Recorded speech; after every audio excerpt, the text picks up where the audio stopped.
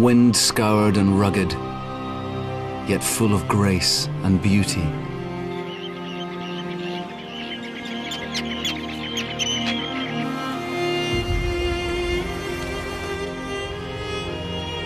Exposed to a restless ocean and Europe's wildest weather, the animals of these islands face challenge after challenge.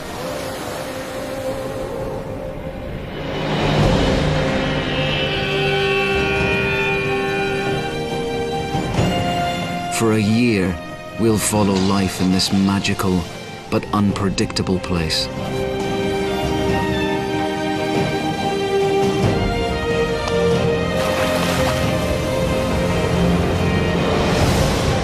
Revealing secret lives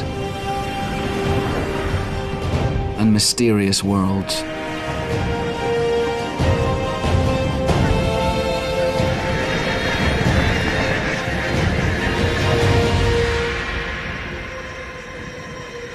Rarely seen and never filmed here before.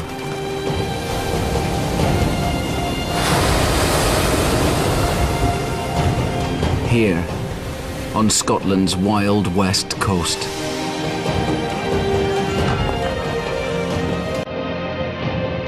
Here, in the Hebrides.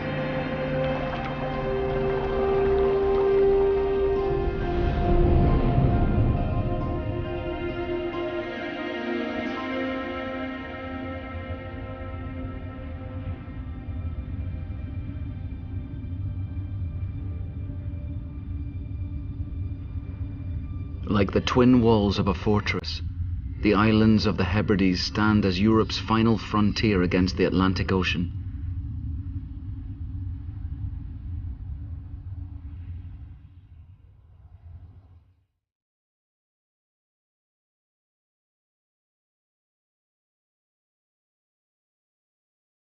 Each island has its own special character, but those of the southern tip of the chain are the most contrasting of all. The fertile whiskey island of Islay, mountainous Jura, and the gentle twin islands of Colonsay and Oronsay.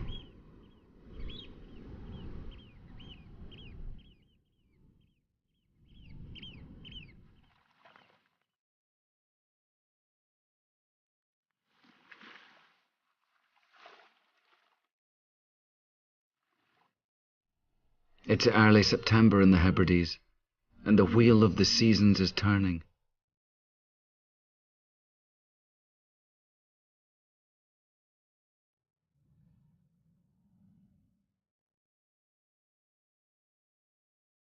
Huge migratory basking sharks still feed on plankton close to the islands.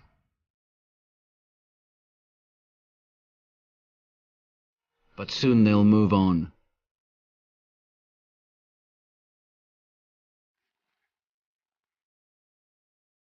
Only the toughest will survive what autumn is about to throw at the islands on the edge.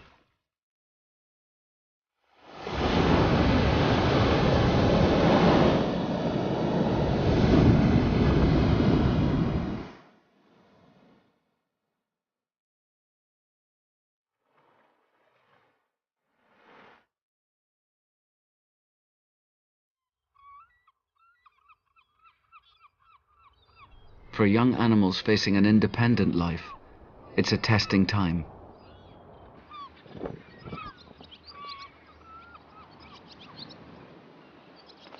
On Islay, there's a restless mood amongst the swallows that have spent summer nesting in the whisky distilleries. Newly fledged birds line up on the wires, ready to leave for their wintering grounds in Africa. But deep inside the store, one last nest is still occupied.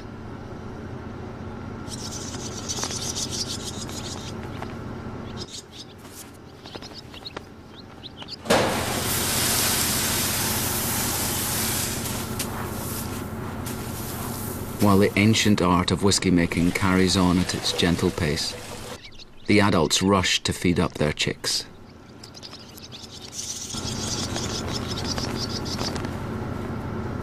Swallows eat insects, and the supply is already dwindling as the summer ends.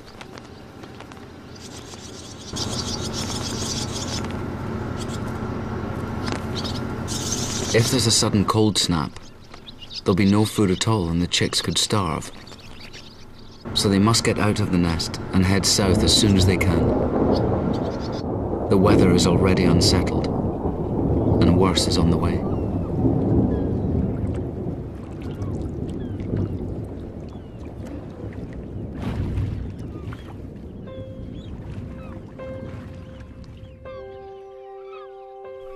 On the coast nearby, independence is also looming for a young otter.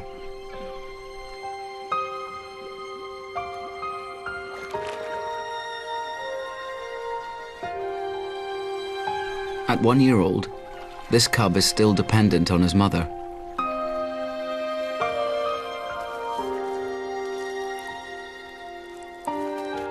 But he's fully grown, and like a stay-at-home teenager, his welcome is wearing thin.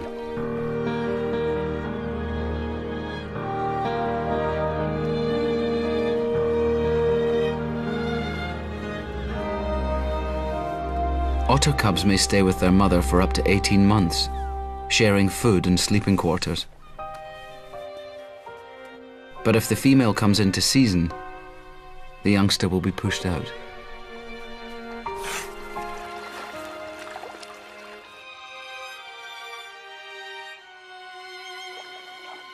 There's a stranger on the scene.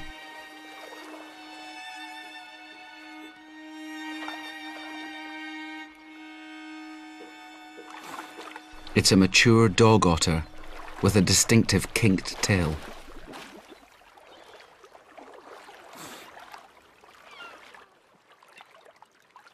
Boldly fishing in the family patch, he shows his full length as he swims to shore.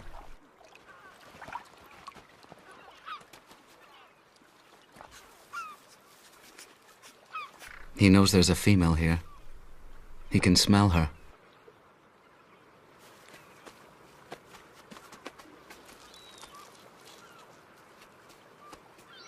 He's searching for her everywhere.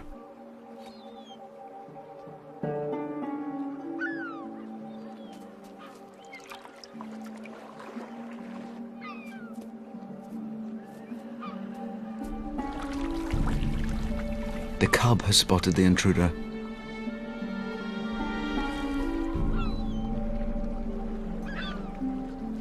He's terrified.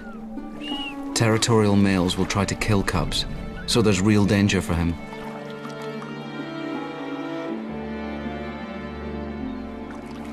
The cub can't let him out of his sight.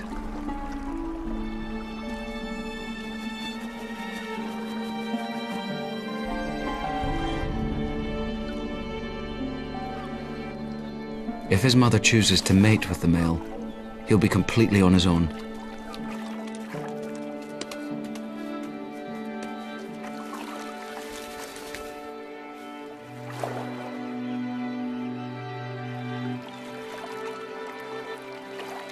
The female has joined the male, and the pair swim off together. For a year, this cub has relied on his mother to guide him to food, help him shelter from storms, and protect him from other otters. For the first time in his life, he's alone. And the most dangerous time of the year has arrived.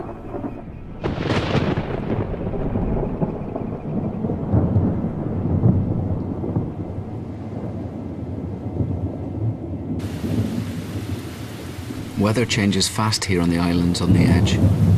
Parts of the Inner Hebrides get over 3 meters of rain in a year. When it rains here, it really rains.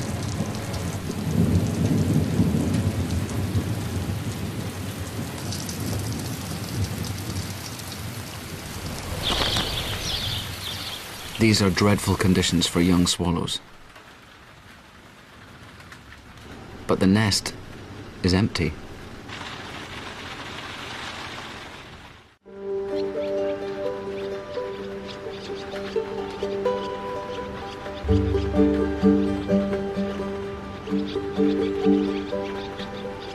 They're safe, The chicks have fledged and moved into the washback room, the place where the barley mash ferments into alcohol.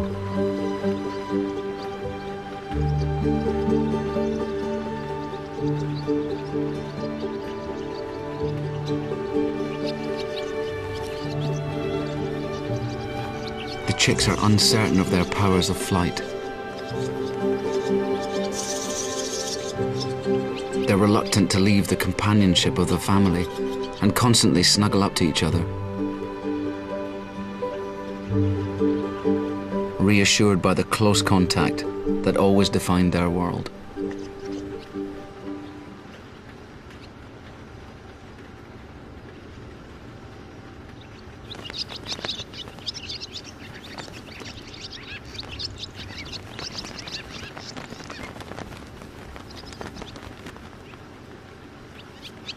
One chick is growing in confidence and, encouraged by the calls of the adults, makes tentative forays towards the ceiling.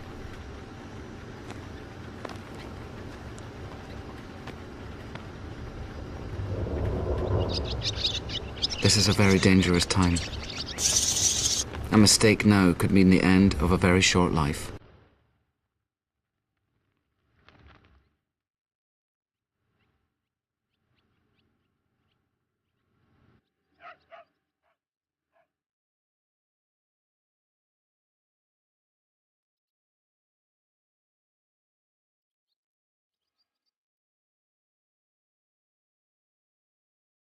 The other three huddled together, still missing the security of the nest.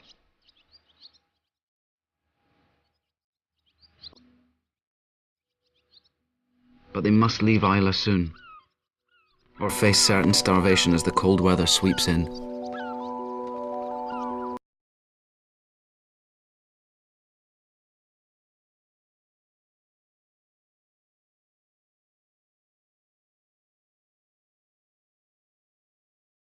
A return trip of 12,000 miles.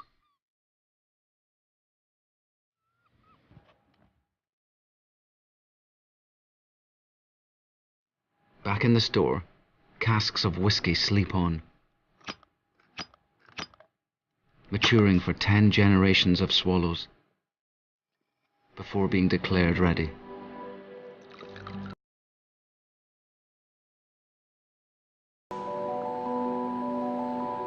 Each year, 2% of the spirit disappears through evaporation. It's called the angel's share.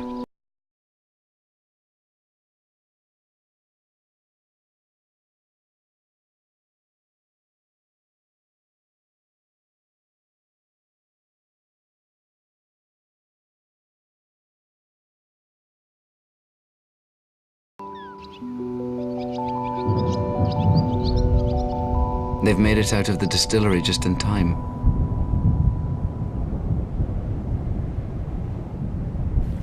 The wind that sends them safely on their way is bringing change.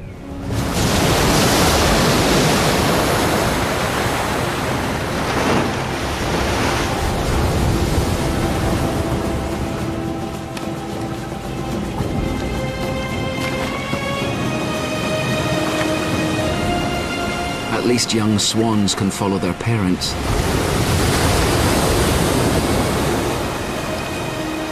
But the young otter is completely alone. To keep himself alive, he must master fishing, even in these wild conditions. Without his mother's experience to guide him, the decisions he makes now are critical. Many young otters die in their first winter. This is the supreme challenge.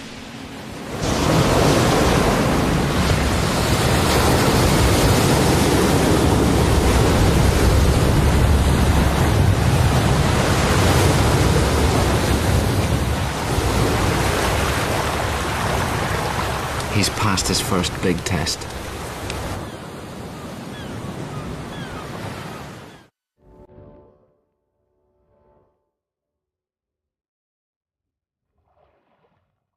The tide has turned. It's picking up pace.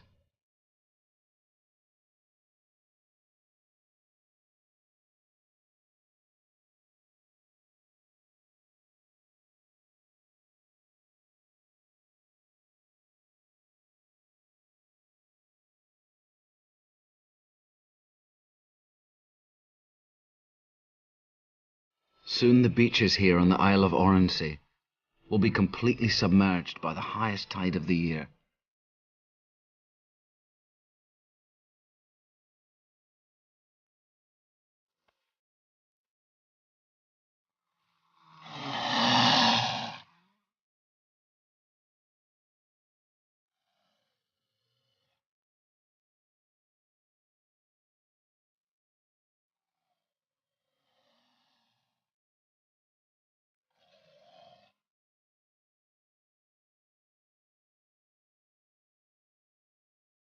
The grey seal pupping season has started. There are new babies everywhere, suckling on some of the richest milk in the world.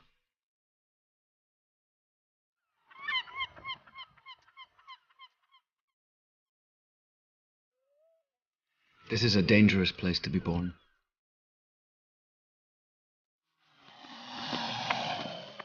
The seals are packed close together on the beach.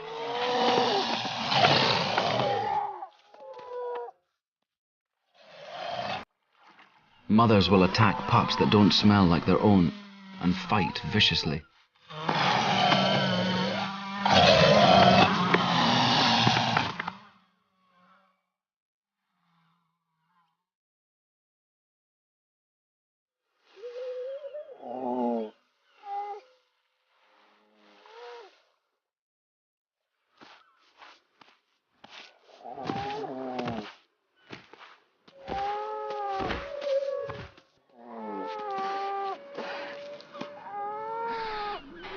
Newborn pups don't know how to swim. Usually they won't enter the water until they're 3 weeks old. But today, the tide will reach so far up the beach, they'll need to learn very quickly.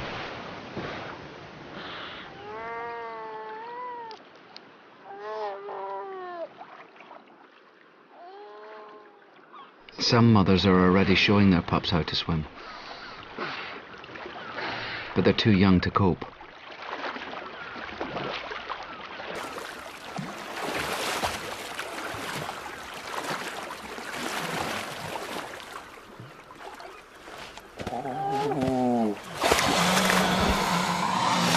A fight breaks out in the water between two females, and both pups are at risk of being caught in the crossfire.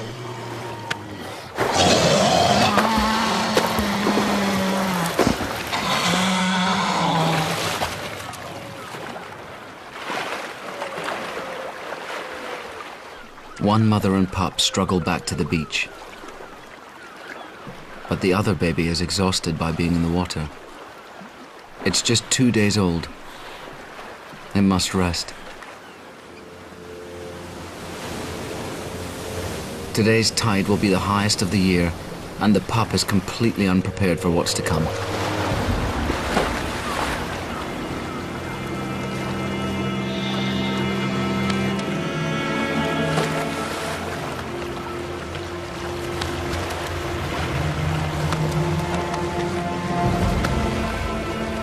The water is still rising.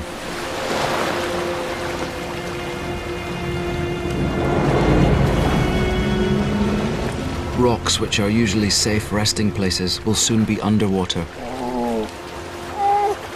The mother seal has made a serious mistake.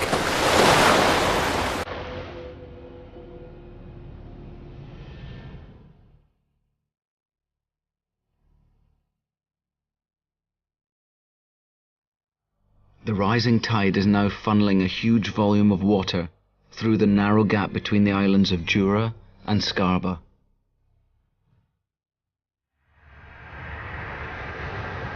The turbulent water, supercharged by the highest tide of the year, is now on a direct course to Oronsay and the seal family.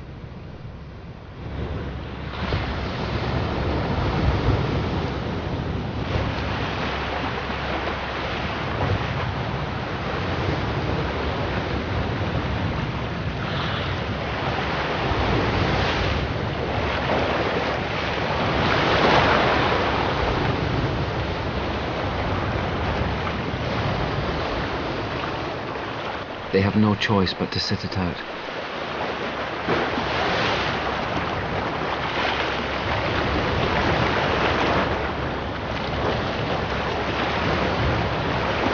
The mother rolls on one side trying to shield her pup, but it mistakes the cue and moves in to suckle.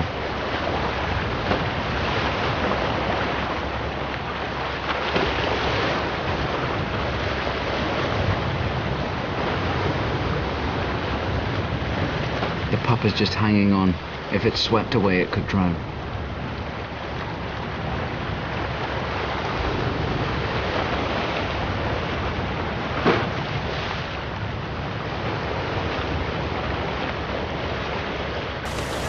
There's nothing the mother can do to help her baby now.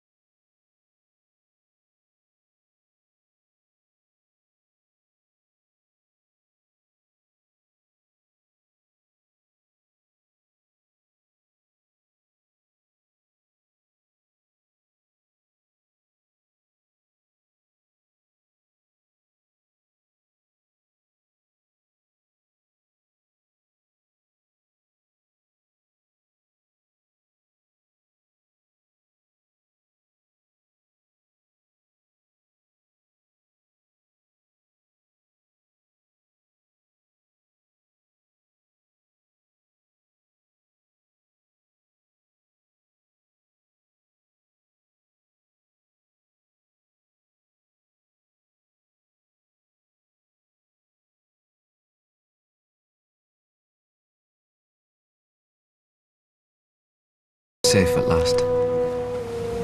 And now it can enjoy the most satisfying feed of its life.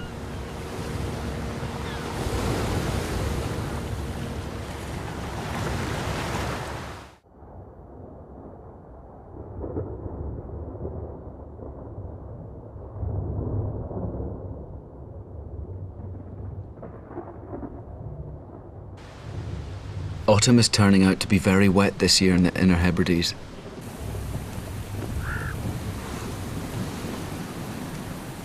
On the Isle of Rum, 60 miles north of Oronsea, this is having some surprising consequences.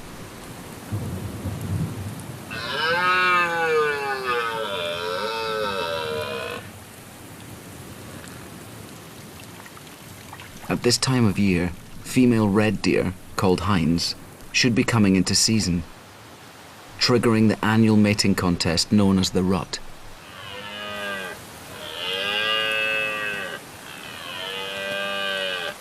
But the wet weather has set everything back.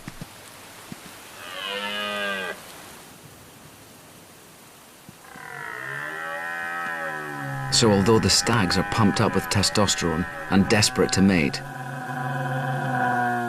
not a single hind is ready for them.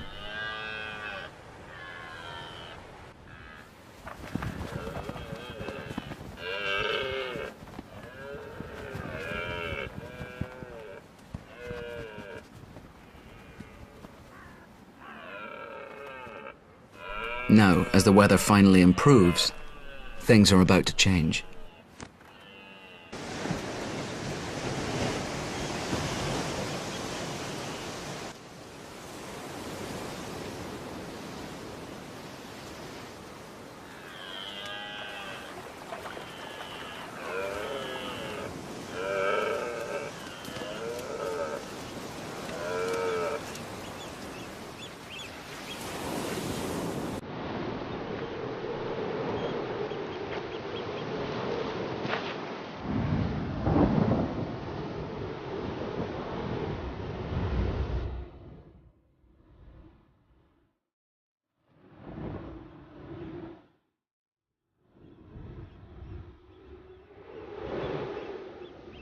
Nothing defines the weather of the Inner Hebrides more than the wind.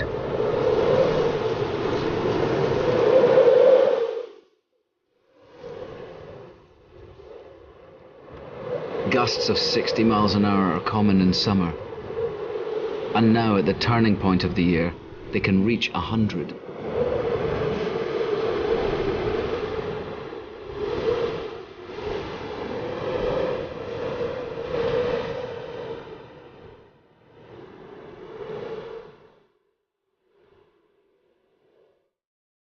Now at the beginning of autumn, the winds turn to the north, bringing long-distance travellers to Isla's Loch Gruinart.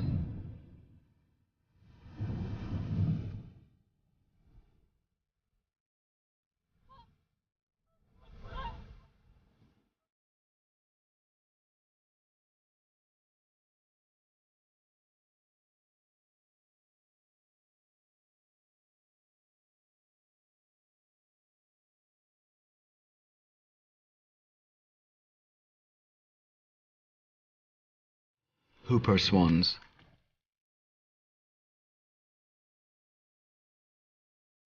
They've flown direct from their breeding grounds in Iceland, nearly 1,000 kilometers away.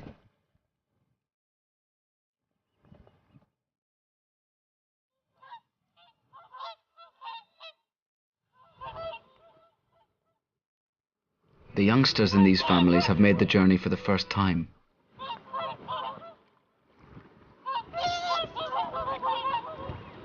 Their feet haven't touched the ground since they left Iceland more than 40 hours ago.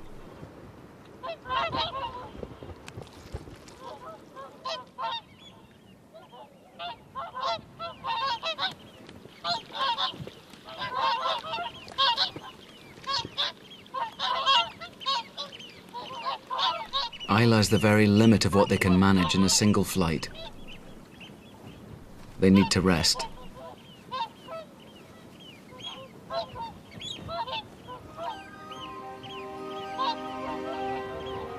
The swans are in transit, heading for wintering grounds further south.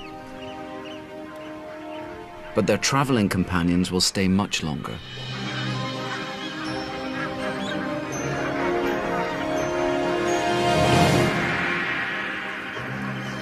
Barnacle geese.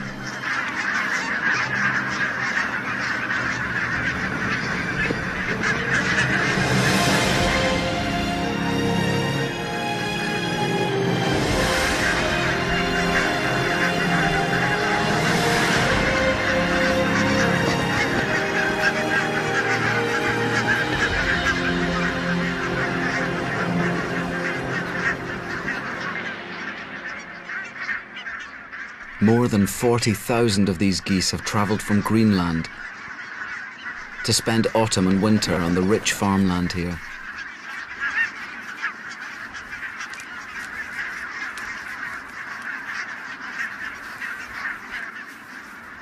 The island offers them a haven. There are no ground predators like foxes here.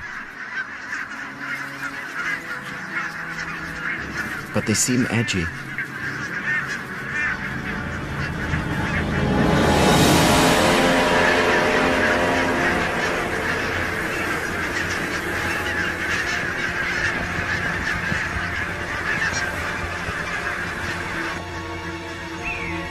It's a false alarm.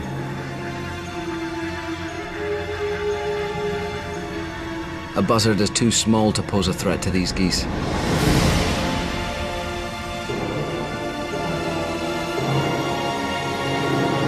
But bigger birds of prey will hunt them.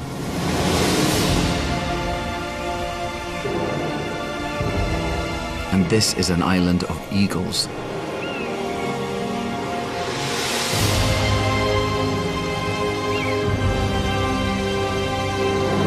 There are at least 10 pairs of golden eagles on Isla, and recently the even larger white-tailed eagle has taken up residence here.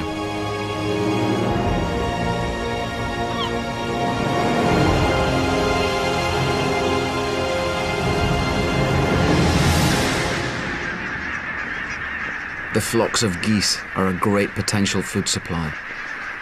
They'll need to be on their guard at all times.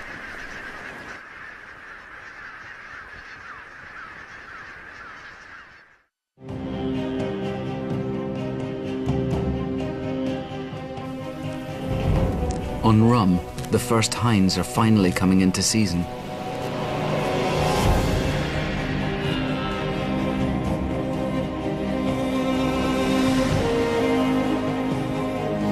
Their scent pulls in stags from miles around.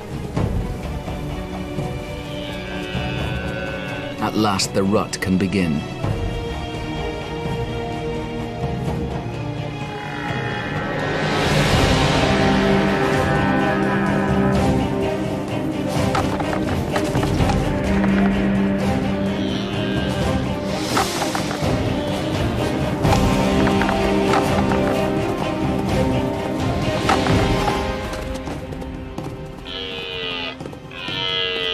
But the rules of this mating game are complex. It's not won by muscle and brute force alone. The hinds are attracted by the deepest and most powerful roars, but they also need males to treat them sensitively, or they'll choose a different stag.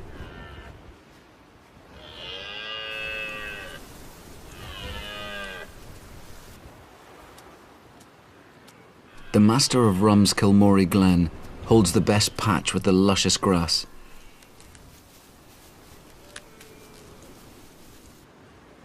It's attracted a large group of hinds. Across the river, which marks the border of the master's domain, another stag watches and waits.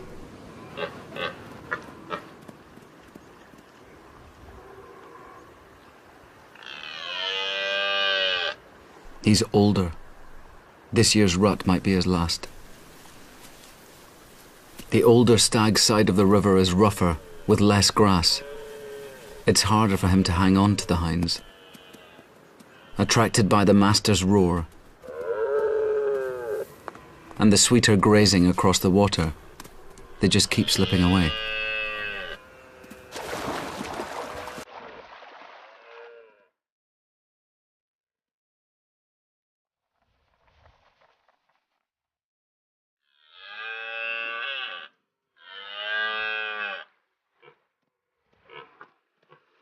For the old stag to mate, he must cross the river and fight the master.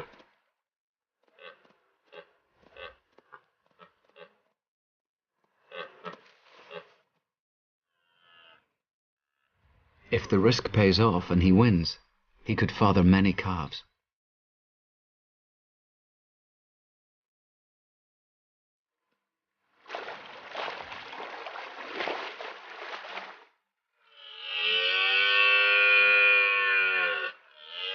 Staying put means he'll probably father none.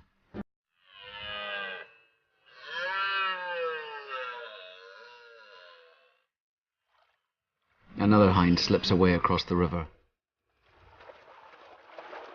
But the old stag chooses not to follow her. It could be a wise decision.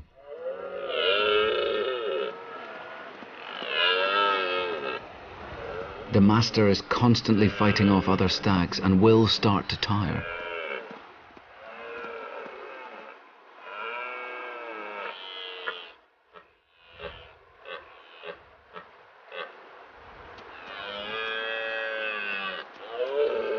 The old stag will stand a better chance of winning if he waits for exactly the right moment.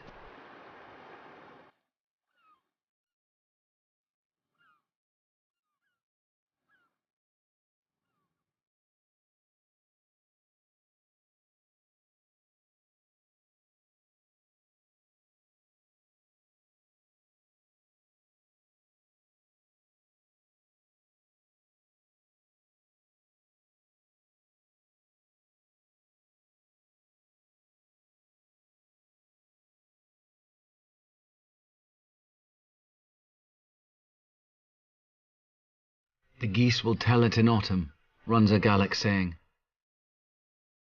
And now the whole of Islay rings with their cries.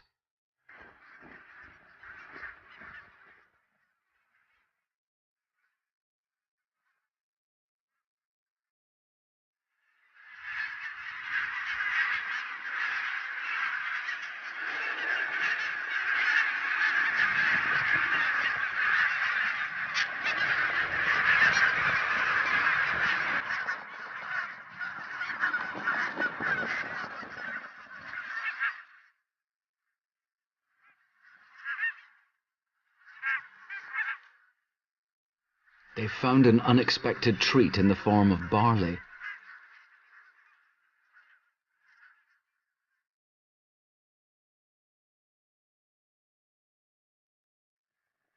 This autumn has been so wet, the farmers couldn't harvest the whole crop. So some of the grain destined for the whisky distilleries is now feeding the birds.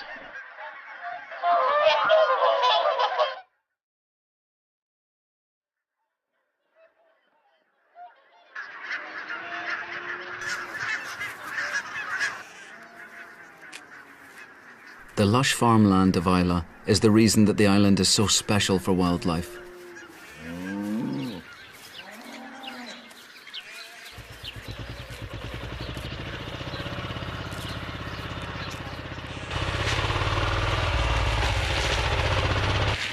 It's the best place in the Hebrides for raising cattle and sheep.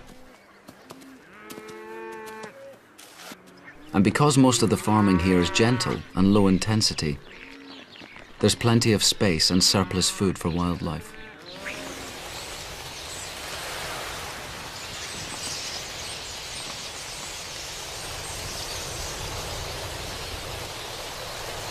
Flocks of twite, declining in the rest of Britain, make a great living here from what gets spilt and left over.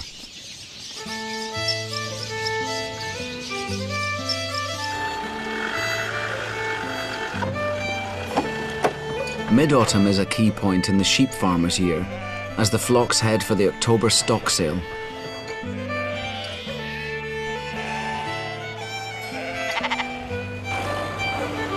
Buyers travel from across Britain to bid for the season's fattened lambs.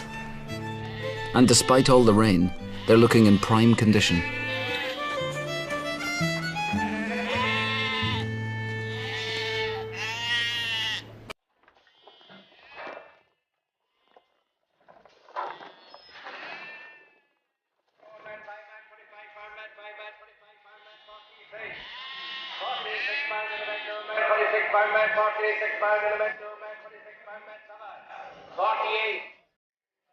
It's a great social occasion for the island too, and there's a real buzz.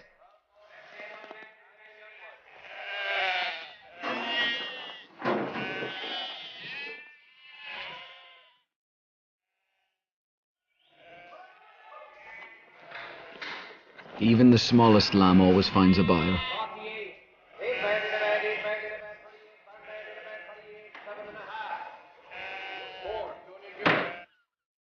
And the celebrations will carry on deep into the night.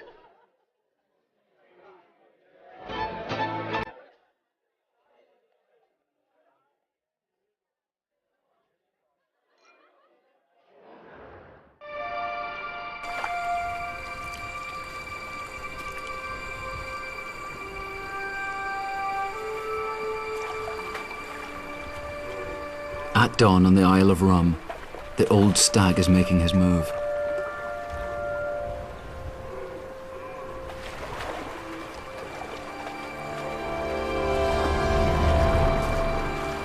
A hind has come into season on the master's side of the river. He's finally decided to cross into enemy territory.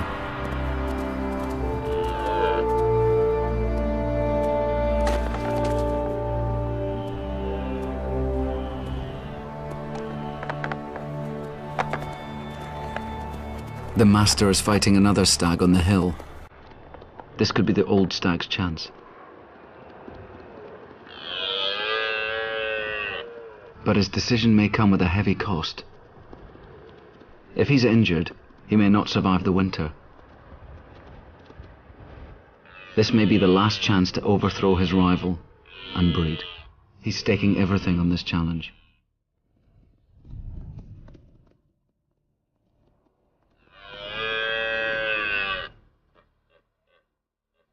The master sees off the stag on the hill, but he's heard the old stag's roars.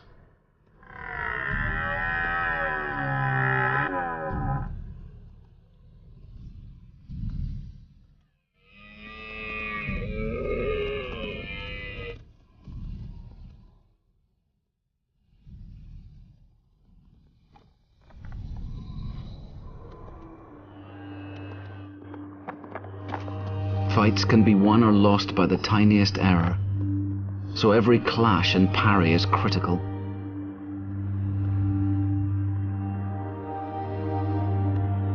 The old stag is pushed back. The master has the advantage.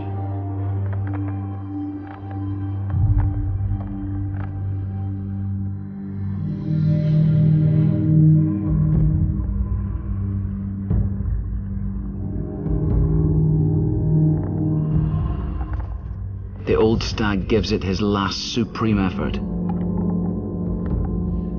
An antler in the eye would deter many stags, but not the master.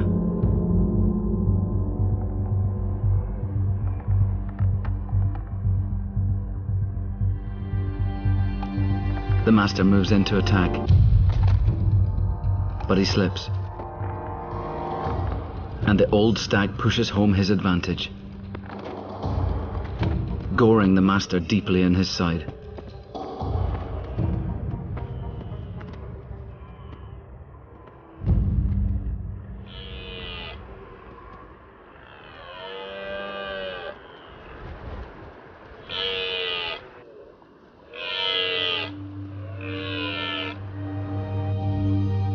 Badly wounded, the master retreats.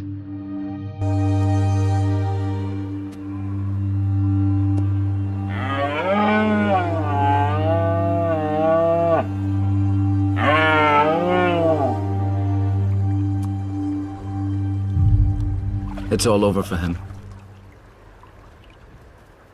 There's a new ruler in Kilmorey Glen, and he's won all the hinds. The defeated master withdraws to recover. He'll have to wait until next year before trying again.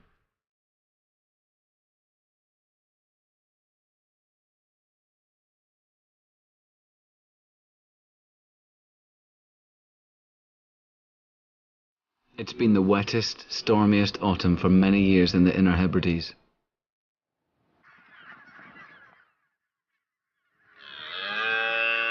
But life here is adaptable and resilient. It has to be, in a place where the only certainty is constant change.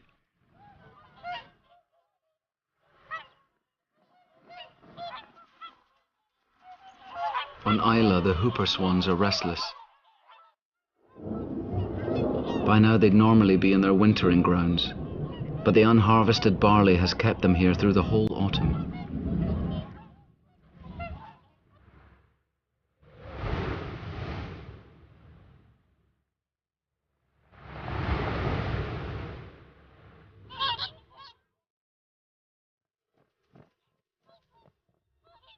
But now they're leaving, climbing into the slate grey sky.